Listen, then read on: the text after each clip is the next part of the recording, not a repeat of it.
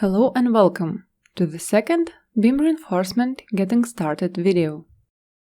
In this session, we will explore the beam shape supported by this tool and take a look at cover settings. Configuration window is divided into three sections. At the top, you can choose the beam section, whether it be rectangular, L-shaped, or inverted T-shaped. Within the beam shape section, you can specify the configuration corresponding to selected shape.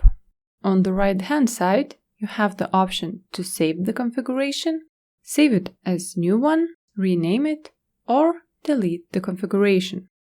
On the left-hand side, you will find the rebar options, where you can establish covers from various faces, main rebars, stirrups, and additional rebars for support. These functionalities remain consistent across all beam shapes. However, each unique shape may have particular main rebar options that are specific to it, which will be mentioned in later videos. The right-hand section of the configuration window helps you define and adjust settings that are modified to meet your needs. Now, let's delve into Cover tab. Cover refers to the distance from the beam face to a rebar side.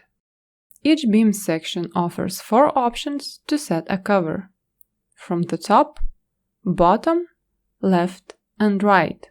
The explanatory image will illustrate the purpose of the settings. In our upcoming video, we will delve into the main rebar settings. Thank you for watching, and see you in the next video.